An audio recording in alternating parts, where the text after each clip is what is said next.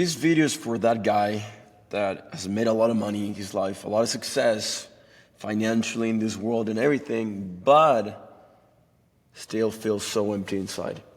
You got all the cars, all the money in the world, all the success, you got the attention, but deep down you know that you're broken, you're spiritually numb, and you're sleeping spiritually. This video is exactly for you. I want to talk about two people that come to mind.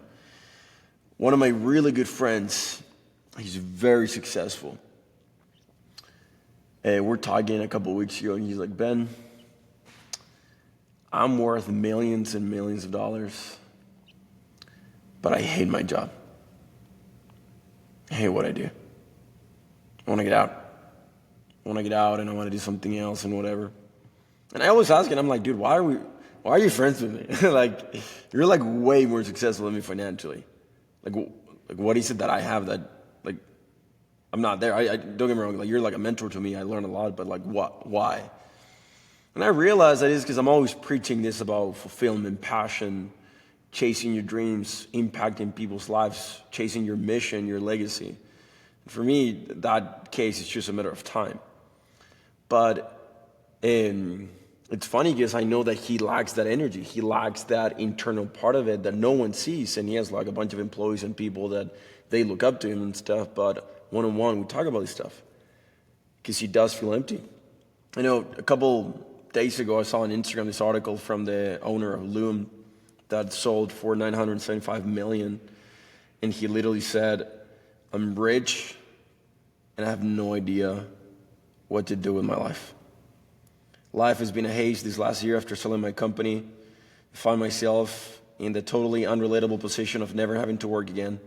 Everything feels like a side quest, but not in an inspiring way. I don't have the same base desires driving me to make money or gain status. I have infinite freedom, yet I don't know what to do with it. And honestly, I'm not the most optimistic about life. I want to speak to you, to that person that feels this way.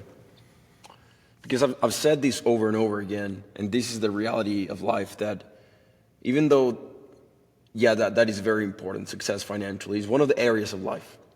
There's more to it. You're the son or daughter of a king. You were created spirit first. You're a spiritual being having a physical experience. You're not a physical being having a physical experience. And I want to tell you this because this is facts about yourself. Even though you find yourself in this situation that you don't know what to do and you feel kind of empty or whatever, you know that you value more fulfillment than money because you do have money and success. There's a purpose for you here on this earth. And if you think that you're just what you do, or just your title of a business owner, of an athlete, professional athlete, former athlete, or entrepreneur, or whatever the heck you are, or executive or whatever, you got it way wrong because God sees you more than just that. You were somebody before in the premortal life. And there's a specific reason. It's not a coincidence of why you're here right now in 2025. And even though money is such an important part of life and everything, money is a tool to do something. It's a means to an end. Now the problem is a lot of people, they make money their whole end. And you look at their eyes, and there's nothing but emptiness and being numb. There's no depth to their life. And if you find yourself in this situation, you have a tremendous opportunity to not make it about money anymore, but to make it about people. And I know that there's something personal for you in your life, a problem that you want to solve. You made the money because you're good at problem solving. So what you got to do now is, what is something that's personal to you about your life, about your childhood, or something that you've gone through, that you can make your mission and purpose on earth? I'll give you guys an example.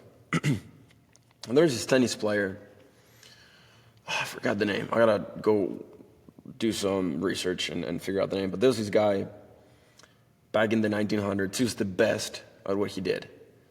And he's 20s, he was kicking everyone's butt, and he reached number one in the US. And they asked him in an interview 24 hours later, he was declared to be number one, and he said, I'm miserable. I hate this. I've always chased a dream from someone else, and I don't even know if I want to play anymore. A couple hours, weeks later, days, weeks later, they did a test on him and drugs, and they found like the whole meth and everything that he was going down that path. And a couple months later, he dropped, I think it was to 131, 141 or something like that. But he dropped in the ranking pretty bad. And that's when he was saying, I'm miserable, super depressed, I don't know what to do with my life. But he had a lot of skill and a lot of talent, you know. Later on in life, he started a charter school, like a charity thing for kids with disabilities or that they came from dysfunctional families. And he started that because he came from a dysfunctional family. And once he realized, you know, this is my mission, my mess is my message. You cannot pronounce the word message without pronouncing the word mess. So once he found his purpose, his mission, his calling on earth, he realized, I'm pretty good at tennis. I kick everyone's butt, and I'm pretty competitive and have a lot of skills and talents and gifts for it. I'm going to go back to tennis. I'm going to commit, and I'm going to raise millions of dollars and put the money into this charity work, charter school that I have. And later on, he became number one again. And if I'm not mistaken, he's the oldest guy to be ranked number one in the United States. I forgot his name. Agassi. Andre Agassi. You guys can fact check me on this, but he's out there. Why am I saying this? Because mission, impact, legacy, it's going to be way more fulfilling, and you can draw more energy from that than just chasing money and success. You can grab that. You can buy your car. You can have that. You can make a million, 10, 20, 50 million. You can grab that. Same thing as this guy on Lib. Freedom. You can have those things. But people, solving problems that are personal to you and that are unique to you, you can draw so much energy from that. And there's always going to be desire, motivation, and just fulfillment along the way. And I truly believe, talking to you guys, there's a reason why you're here in 2025. Like, think about this, dude. You could have been born 1,000 years ago, 5,000 years ago, 150 years ago, but why now? It's not just to make the money. It's not just to enjoy technology or ChatGPT or the cars or the material stuff. That's so important, don't get me wrong. Or the fashion or the traveling. There's a bigger purpose for that, of why you're here. God saw something in you. You promised to do a specific work before you came to the earth. Now, you forgot, but you promised to do something. And that's why there's a part of you in your soul asking for more, asking to do something more meaningful, and you feel a void. On paper, you have everything. But in your life, in your soul, when you look yourself in the mirror, that you know that there's something missing. And it's because your spirit is asking you to fulfill the purpose and mission that you were called to do, that you were created to do. The reason why you feel that void is because you're not fulfilling the purpose of your creation. You got to remember who you are. Your life did not start the day you were born. You were somebody before. You were someone before. And I wish you could have 5 minutes so you can see those things and you can see yourself for what I see in you, for what I see in you, for what God sees in you. Because you would definitely dress differently, speak differently, talk differently, post different content, have a different drive, they see things in a different way, speak in a different way, carry a different energy with you. If everything was stripped away from you and your spiritual identity, your spirit was the only thing left, what would that be? That's who you truly are. It's the intangibles that actually matter. You've got so much external work, all physical work, but you never focus on the internal. Never focus on the things inside, on the spiritual side. And that's why you are where you are right now. And you still got time. You still have time.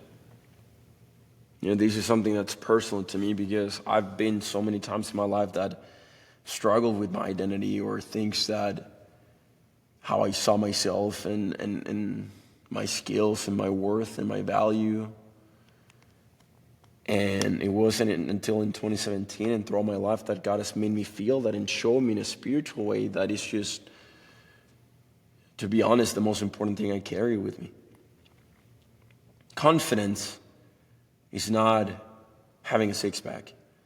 Confidence is not making 10, 20, $50 million or having a successful company.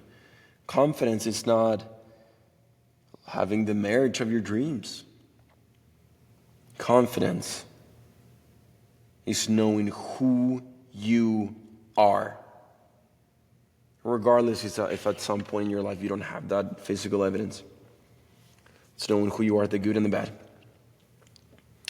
And you were created spirit first. I hope this video can really, truly help you, because I do know that there's a spiritual giant waiting to come out. And the only way you can fix this is by giving attention to that voice. If there's anything I can do to help, we just launch our 20-year protocol for people like you, so you can connect with your purpose, connect with your mission, know how to find your calling on earth, and understand what's your purpose and why you're here in 2025. There's a video down below you guys can watch. I'll put the link there. And there's a questionnaire if you guys want to submit the questions and understand this thing, and we can have a call, you and me. I'll just put the link there, and then you can figure out if this is something that aligns with you. But hopefully this video helped. Share it with somebody that relates to this, somebody that needs this, and comment down below your thoughts. I love you guys. God bless you, and have a beautiful rest of your day. Bye-bye.